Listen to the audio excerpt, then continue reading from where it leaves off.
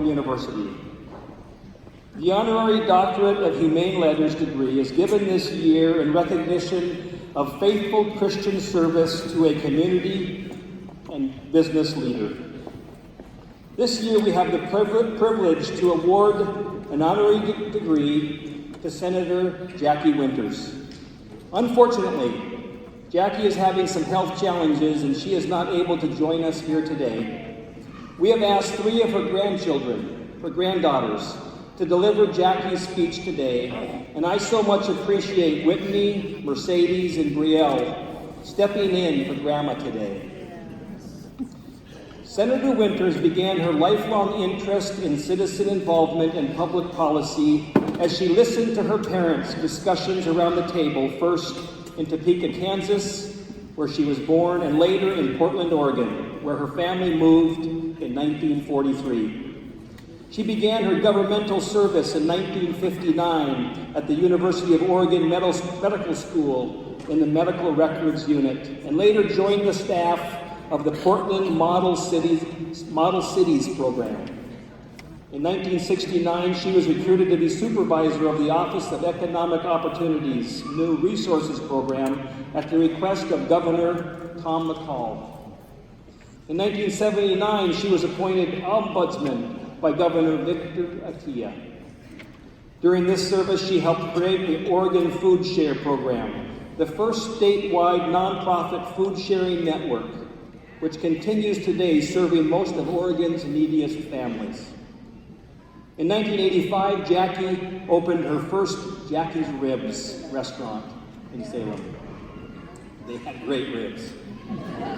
In 1998, voters of District 31 elected Jackie as Senate State Representative, the first African American Republican to achieve this honor in Oregon.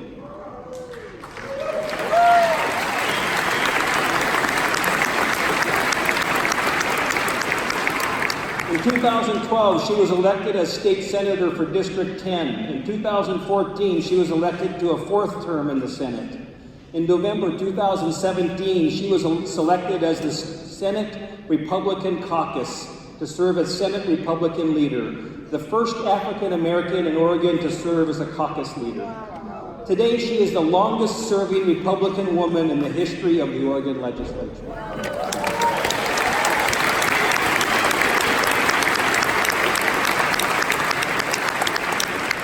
Jackie has lived in Salem for over 47 years. She married Mark Ted Winters in 1971. She has 4 sons, a stepson, stepdaughter, 11 grandchildren, and 3 great-granddaughters. Her beloved husband Ted passed away August 26, 2008. While Jackie is not actually with us here today, we honor and celebrate how she has lived her life, how she has learned when to partner with others, when to fight for what she believes in, and when to get on her knees to turn it over to our Lord. She is a strong, respected community leader who loves Jesus and lives her life accordingly. The Corbin University community is better and stronger today because Jackie Winters wears our colors and we can count her among our friends and graduates. Please join me in congratulating and celebrating our conferral upon Jackie Winters, a Doctor of Humane Letters.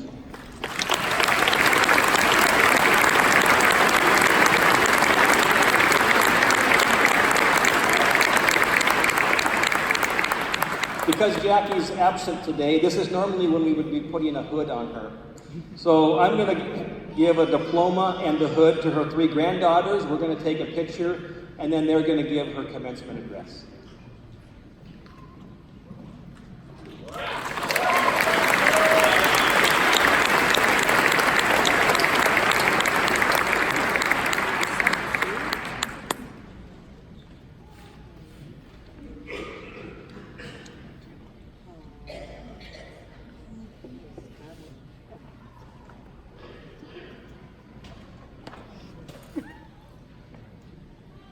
Please welcome Whitney, Mercedes, and Brielle McLean on behalf of their grandmother, Senator and Dr.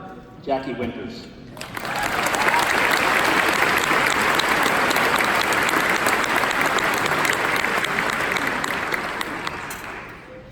Thank you, President Nord, for your kind words and your introduction about our grandma. Oh. Thank you, everyone. As the President kindly said, we are Senator Jackie Winter's granddaughters, Whitney, Brielle, and Mercedes. We are proud to be with you today and to be part of the 2019 Corbin University commencement ceremony. We apologize our grandma is unable to speak to you directly, but we are humbled to be here to speak on her behalf. Our grandmother has been a strong presence and a huge role model in all of our lives, and we are humbled at the opportunity to share our grandma's stories, her history, and her journey. Our grandma's favorite scripture is, "All things work together for good for those who love the Lord and who are called according to his purpose." Before my grandma's stories, she wanted to remind you graduates to not forget to give special thanks to those who have helped you along this journey, as you have successfully completed a milestone in the benchmarks on your travel to this time of your life. Your parents, members of your family, however you define family, and your teachers and those in the formal classroom and other places in your life. People who have given you strength, inspiration, and courage to make your journey possible. You know each person who has mattered in your journey, and you will recall them when you have your thoughts and prayers of thanksgiving. My grandma's journey began 82 years ago. Yes, she's 82 years young. She was born in Topeka, Kansas. Through my grandma's years, society has labeled her as Negro, colored, the N-word, mulatto, black, and today, we as her grandchildren are labeled biracial. How confusing these names became over time. My grandma's name is Jackie, and she is comfortable in her brown skin. She is the youngest of 6 kids who had a loving parents. Her parents are our great-grandparents, heard the call to go west, and arrived in the Pacific Northwest in the early 1940s, at the beginning of World War II. They found a home in the community built by Henry Kaiser called Vanport. It was situated between Vancouver, Washington, and Portland, Oregon. This community was synonymous with diversity. There were stores, movie theaters, and integrated schools that were open to all. Teachers who cared about what they learned and everything they needed. They were a community. On Memorial Day in 1948, her family became homeless along with 19,000 other families who too became survivors of the Vanport flood. An event that changed the course of their lives. All their clothing, furniture, household goods were gone. Everything, even the prized bicycle Santa brought her for Christmas. Just 5 months earlier, everything was gone. They managed to save the family dog Tippy and her favorite doll. Her mother was able to save the pot roast she was cooking for the Sunday dinner. All else was lost somewhere in the swirling, murky waters of the Columbia River. The community was underwater. Vanport was built because Portland didn't want a diverse community, and now they were forced to take them. The men and women and families who came from across the United States to work in the shipyard and help with the war efforts. Although Grandma's family lost it all, they had each other. They survived and they could rebuild. Our grandma's family moved 5 times before they became to a place called home. Sorry. She attended Portland schools with a desire to learn. She was a straight-A student, but without encouragement or a pathway for a higher education, there were no Pell Grants, no loans, no employment opportunities except for domestic jobs or nurses' aides. There were segregated movie theaters, restaurants that could refuse to serve, and a red line community called Albina.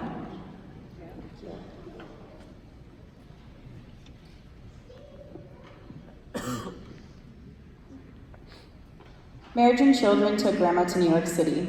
The Big Apple was a new obstacle and learning experience for her. Her first husband, Bill, had been honorably discharged from the U.S. Air Force.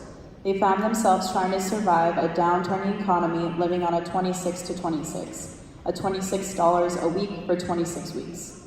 She learned about different cultures, getting on and off the right subway platform, and experiencing their healthcare system. Returning to home was daily prayer. Saving all they could manage from the pay envelope, Grandma wanted to come home. to Oregon, to open space, to family. Returning home from New York, she had a new resolve and now had remarkable secretarial and business skills from working in companies in New York City, and thought she could enhance these skills when she returned to Oregon. That didn't happen. Denied into business school due to the wrong skin color, that door shut. However, another door opened. After passing the civil services exam, our grandma was welcomed at the University of Oregon Medical School, now OHSU, up on Markham Hill, with the goal to become a medical records librarian. It was there. She met one of those teachers, not in any formal classroom, but someone who would change her thinking and how to approach the world.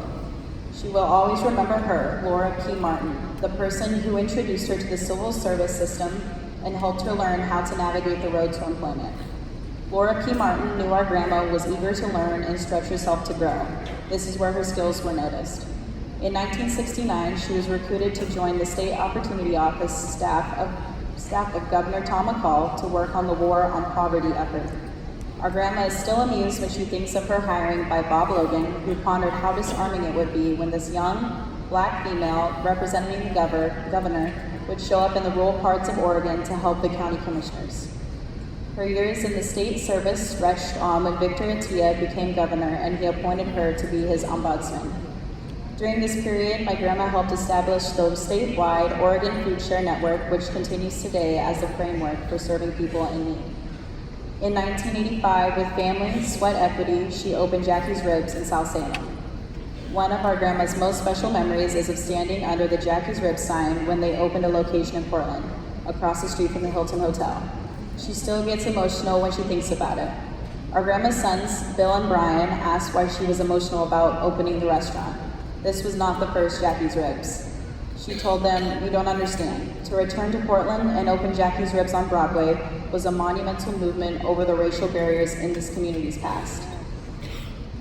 Jackie's Ribs came from daily prayers and meditations. And our grandma's second husband and our grandfather, Ted, they knew about the restaurant business, but she always loved to cook barbecue. God and family were their team. They operated Jackie's Ribs for over 18 years, with several locations in Oregon and one in California. She also participated in Best in the West Rib Cook-Off as the only woman and the only African American in the competition at the time. She was invited to go to Tanzania with Ambassador Andrew Young and Mrs. Masters, the daughter of Leon Sullivan. Although her husband had recently become ill, Ted encouraged her to go, insisting it would be life-changing for her, and it was. Returning home, Grandma started an event called Wine for Water to raise funds for water wells, orphanages, and other resources for a remote Maasai tribe. It has been over 50 years since she started her career in public service, devoting her life to others, whether here in Oregon or in Africa or elsewhere. During those 50 years, she has led in many different capacities as a state representative and now as a state senator. She has led in many roles, including, as mentioned, being the first African American to be voted leader of a caucus in the state, as well as having the honor of being the longest serving Republican woman in Oregon's history.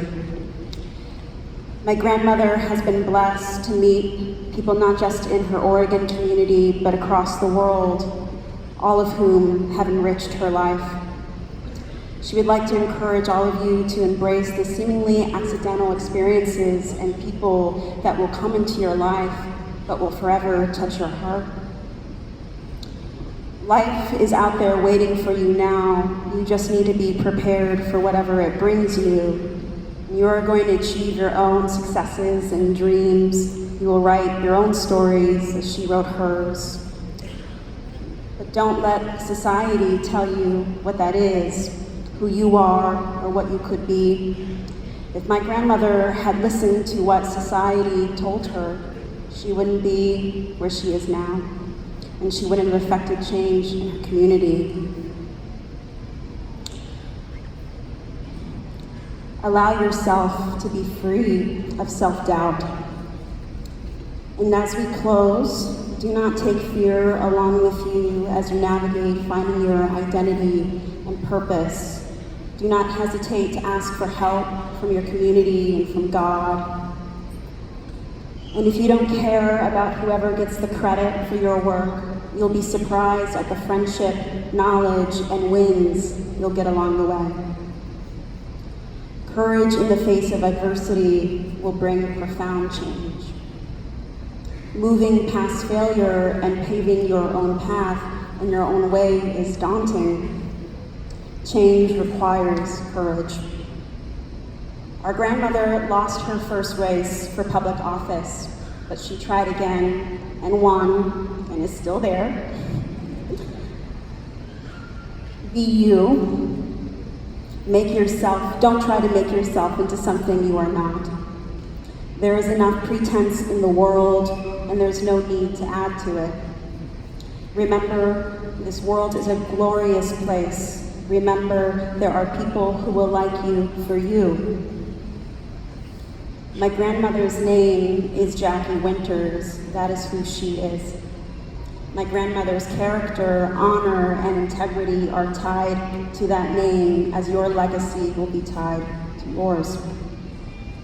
So don't lose yourself as you adventure out on this new journey. Believe in yourself. And when they say you can't do something, dig deep. If it is truly your passion, you will achieve it. On behalf of my grandmother, thank you so much to Colburn University and all of those who have contributed to its history and prosperity. We are so grateful to accept this on her behalf.